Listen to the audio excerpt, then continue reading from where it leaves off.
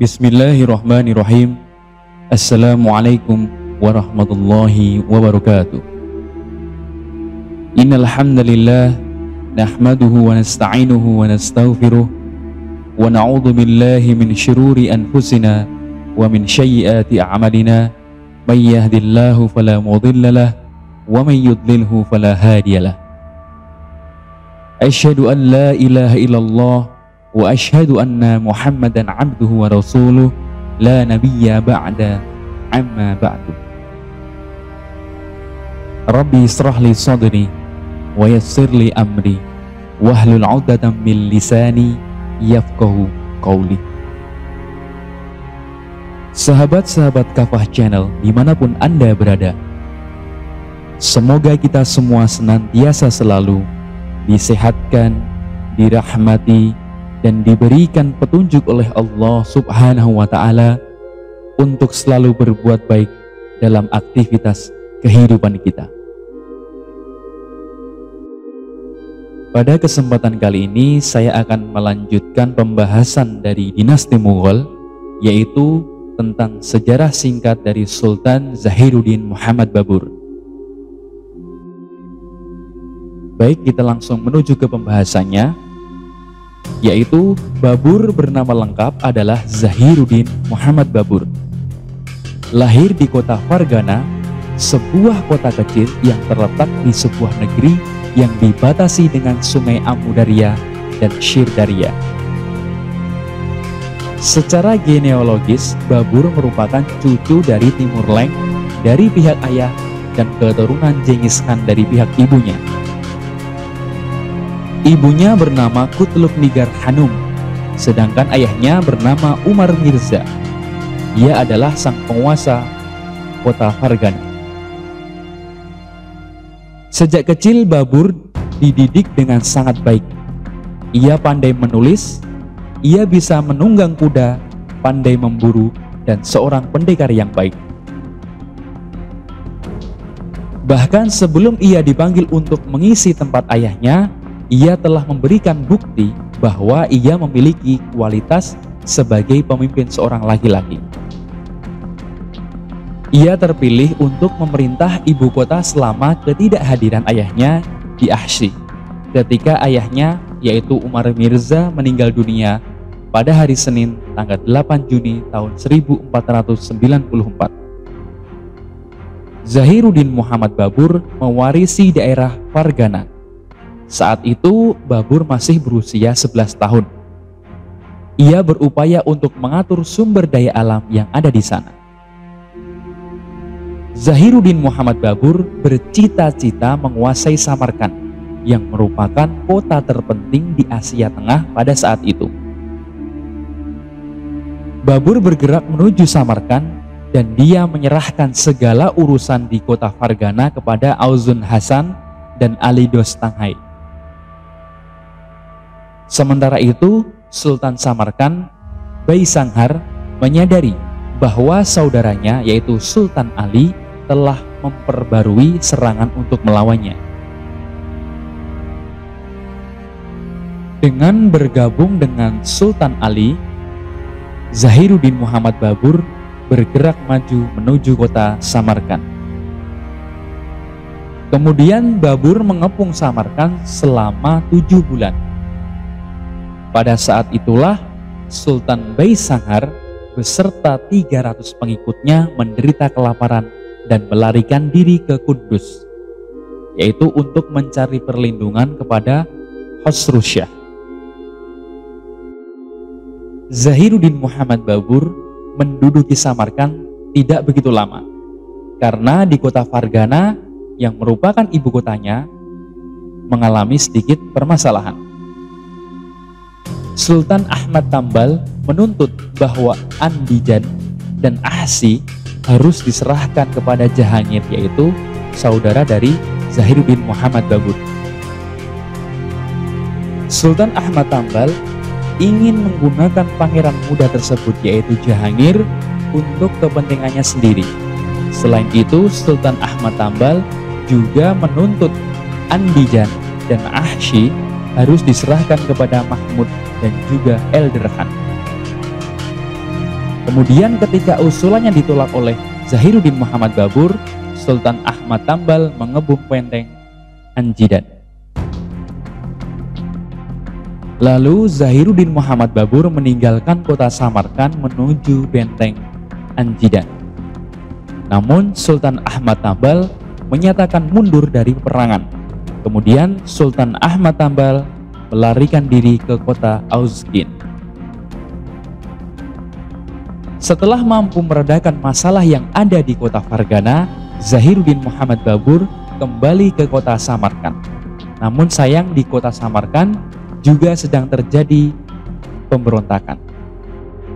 Kemudian berkat bantuan dari Ismail I, raja dari dinasti Safawi, Zahiruddin Muhammad Babur dapat menaklukkan kota Samarkand pada tahun 1494 Masehi.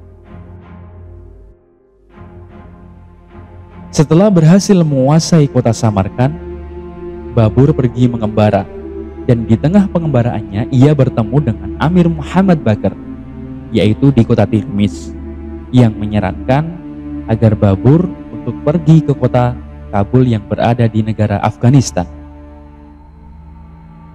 Pada tahun 1501, Raja Kabul yaitu Ulugh Beg meninggal dunia dan menyerahkan tahta kerajaan kepada anaknya, yaitu Abdur Razak Mirza. Namun Zikir Beg berupaya untuk menentang pemerintahannya. Kemudian Zikir Beg dibunuh oleh Abdur Razak Mirza. Hal ini memicu terjadi pemberontakan selanjutnya. Di sisi lain, negara tetangga yang diperintah oleh Zunun Beg Argun melalui putra bungsunya yaitu Muhammad Mukim menyerang Kabul dengan pasukan Hazara dan memaksa Abdur Razak untuk mencari perlindungan di antara orang-orang Afghanistan. Setelah berhasil menduduki kota Kabul tahun 1504, Babur berbaris di sepanjang jalan Peshawar Atok, melewati Khaybar dan menyeberangi sungai Indus. Setelah melakukan beberapa diskusi, pada bulan September tahun 1507, ia memutuskan untuk berbaris ke arah Hindustan. Pada saat itu, Ibrahim Lodi, sang penguasa India, sedang dilanda krisis, sehingga stabilitas pemerintahan menjadi kacau. Pada tahun 1525 Masehi, Zahiruddin Muhammad Babur berhasil menguasai Punjab dengan ibu kotanya Lahore. Setelah itu, ia memimpin tentaranya menuju New Delhi. Pada tanggal 21 April tahun 1526 Masehi, terjadilah pertempuran yang dahsyat di Panipat antara pasukan Zahiruddin Muhammad Babur dan pasukan Ibrahim Lodi. Ibrahim Lodi beserta ribuan tentaranya terbunuh dalam pertempuran itu. Zahiruddin Muhammad Babur memasuki kota Delhi sebagai pemenang dan menegakkan pemerintahannya di sana. Dengan demikian, berdirilah kerajaan Mughal di negeri India. Garis silsilah Zahiruddin Muhammad Babur berasal dari sebuah ranting kecil dari pohon besar yang muncul di Asia Tengah dan dinisbatkan kepada Raja Timur, yaitu Timur Leng. Sebagai seorang anak laki-laki, dia sadar tentang kemunduran kerajaan Timur di Asia Tengah yang kembali kacau ketika para panglima-panglima mereka saling berperang. Zahiruddin Muhammad Babur merupakan orang yang sangat berani dan juga ambisius. Dia mengklaim kembali peninggalan Timur dan mengembalikan kemasyhuran nama kota Samarkand. Dalam beberapa kejadian, dia gagal dalam merebut Samarkand dan setelah itu berhasil menundukkan kota Kabul. Zahiruddin Muhammad Babur datang dari Asia Tengah bukan sebagai seorang Babur yang bertekad untuk merampas dan juga menjarah. Akan tetapi dengan ide-ide yang kuat tentang peradaban, arsitektur, dan administrasi, dia datang dengan tradisi kebudayaan yang kaya, suatu pengetahuan yang merupakan bagian dari salah satu peradaban yang paling gemilang pada masa itu. Masa pemerintahan Babur pada awal kekuasaannya Zahiruddin Muhammad Babur masih mendapat rintangan dari berbagai umat Hindu dan para pengikut setia dari dinasti Lodi. Dalam upaya untuk mengusir umat Islam dari tanah India dan menetapkan aturan Hindu di India, pasukan Hindu bersatu di bawah Rana Sangram yang merupakan penguasa dari Rajput. Rana Sangram adalah penguasa Hindu yang lebih terkenal dengan panggilan Rana Sang. Semua orang non-muslim bergabung dengan mereka. Rana Sanga berhasil merekrut 120 orang komandan pasukan dengan 80.000 orang serdadu berkuda dan 500 serdadu bergajah yang siaga untuk bertempur.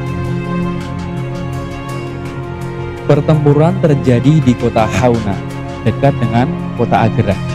Pada 16 Maret tahun 1527 Masehi, Rajput bertempur dengan gagah berani.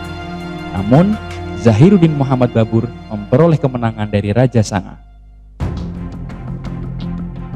Dalam rangka memperingati kemenangan, Zahiruddin Muhammad Babur mengganti nama tempat pertempuran dengan nama Fatehpur Sikri, yang artinya tempat kemenangan. Setelah Rajput dapat dikalahkan oleh Babur, ia berlindung di benteng Chanderi. Babur mengejar Rajput dan mengambil alih benteng Chanderi. Dengan kemenangan ini, dinasti Mughal sepenuhnya dapat merendahkan kebanggaan Rajput dan impian mereka mendirikan Raja Hindu tidak bisa terwujud. Sementara itu, sisa-sisa bangsawan Afgan masih ada yang setia kepada keluarga Lodi. Orang-orang Afgan ini berjuang mati-matian dalam upaya untuk merebut kembali kekuasaan. Mereka mengangkat adik kandung Ibrahim yaitu Muhammad untuk menjadi sultan. Dinasti Lodi berusaha bangkit kembali menentang pemerintahan Zahiruddin Muhammad Babur dengan pimpinan baru yaitu Muhammad Lodi. Pada pertempuran di dekat Gugra, Zahiruddin Muhammad Babur dapat menumpas kekuatan Lodi pada tahun 1529 Masehi. Dengan kemenangan itu, maka semakin mantaplah kekuasaan Babur di pusat kota India, sehingga kerajaan Mughal telah berdiri dengan aman. Namun hanya setahun kemudian, Zahiruddin Muhammad Babur meninggal dunia. Babur meninggal dunia di kota Agra pada 26 Desember tahun 1530 Masehi. Pada usia 48 tahun. Kekuasaannya di India berlangsung selama kurang dari 4 tahun.